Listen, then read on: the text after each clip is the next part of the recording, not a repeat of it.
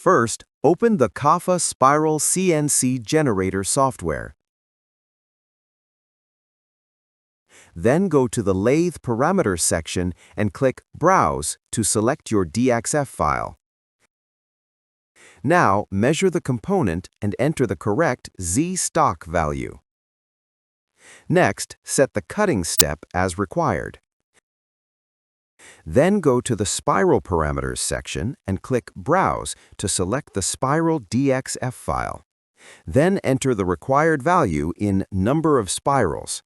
Again, enter the total rotation angle in Total Angle. Next, set the cutting depth as per the component.